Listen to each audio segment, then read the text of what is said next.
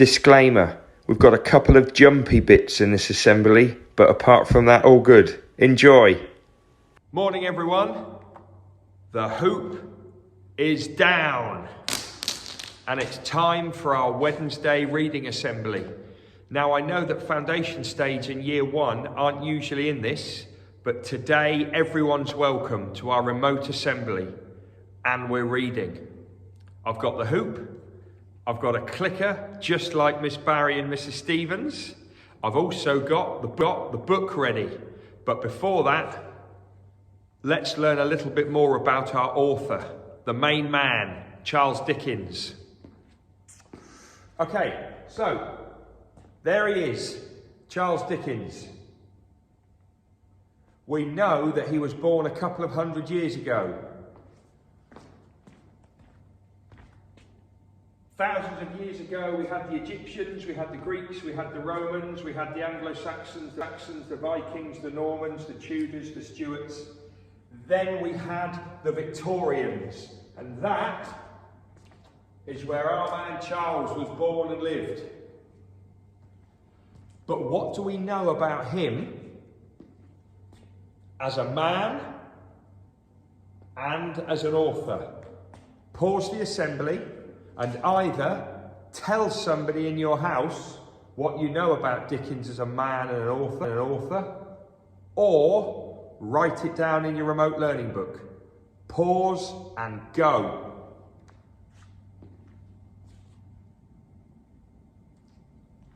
All done? Right, let's see what you remembered.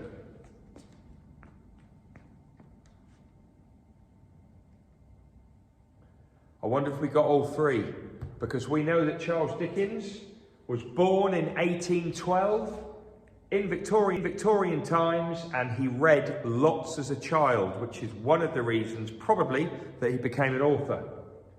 He had a pet raven called Grip, and he had 10 children, and he gave them all brilliant nicknames. As an author,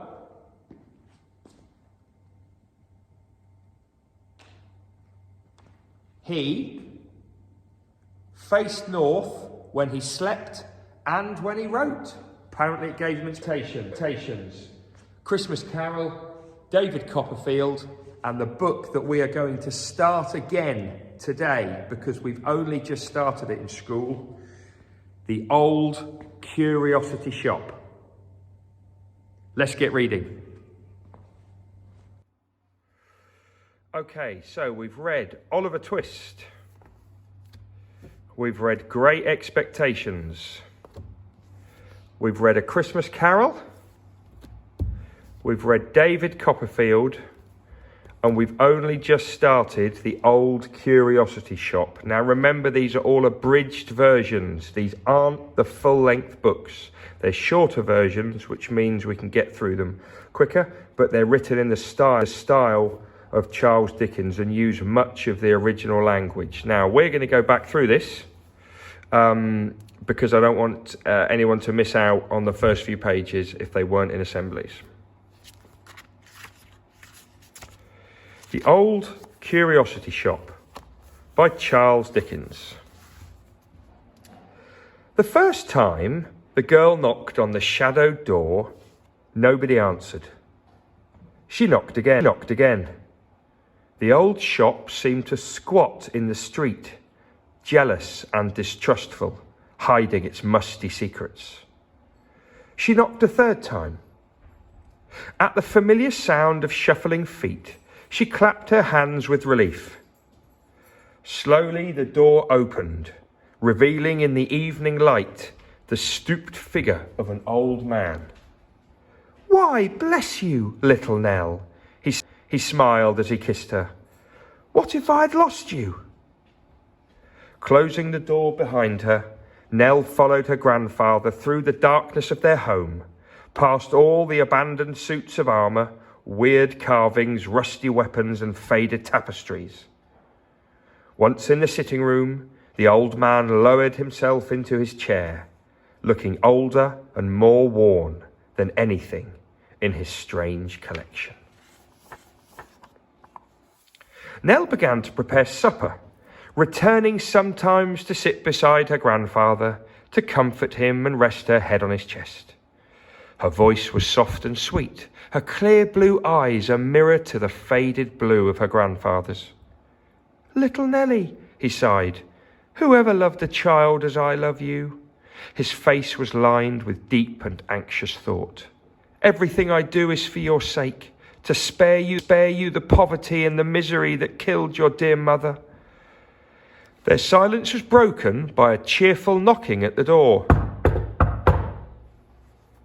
Nell's face became that of a child again as she burst into a laugh. "Why, it's dear old Kit!" she exclaimed, rushing to the open door. She returned quickly, their visitor at her heels. Kit was a shambling, awkward boy with an unusually good-humoured face and a turned-up nose. From his head he removed a perfectly round old hat, which had long since lost its brim. "Did you deliver the letter, Kit?" asked the old man, leaving his chair and shuffling towards the table where Nell was laying out 3 plates of food. Kit nodded absent-mindedly. Yes, master." He was hungry and his mind was on other matters. Even before he'd sat down, he'd picked up his knife and started to eat his bread and meat, with considerable danger to his tongue. The old man's eyes fell lovingly upon Nell. I thought Nell was lost this evening, Kit."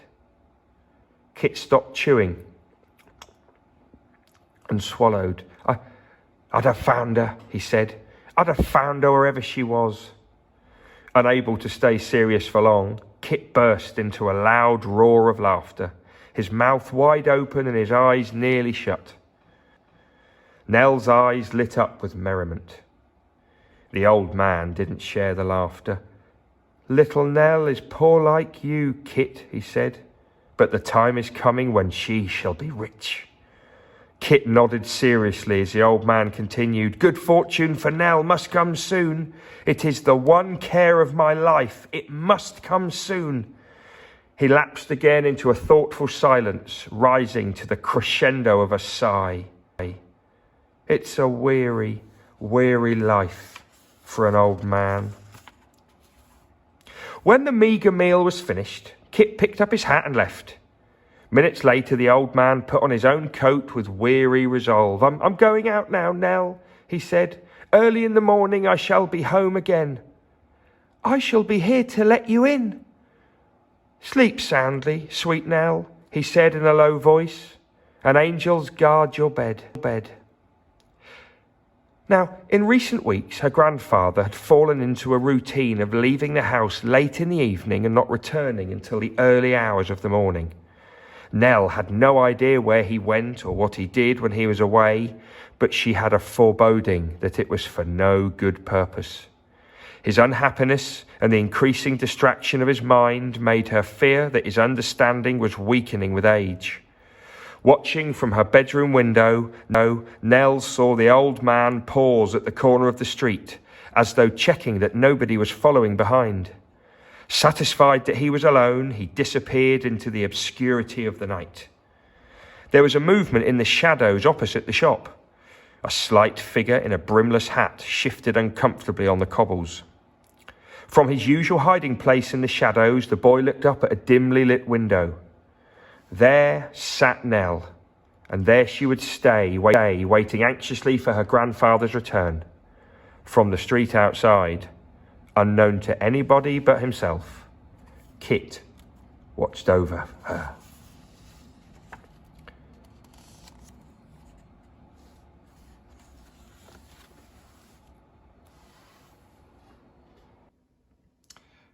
Okay, let's finish up with some Stukeley shout-outs. Happy birthday, Ewan, 10 years old, Year 5 beach class. Well done, Josh, Year 4, Bronze Guitar Award, great work. Mrs. Page, superb efforts in the PSS challenge yesterday. Mrs. Woolner, thank you for sorting out Mr. Smith, who'd accidentally hacked into the Year 5 Twitter, changed the password. Jacob, Year 4, thank you for doing the 37th extra challenge, which is to fill your front room with boxes and tape and frustrate your parents.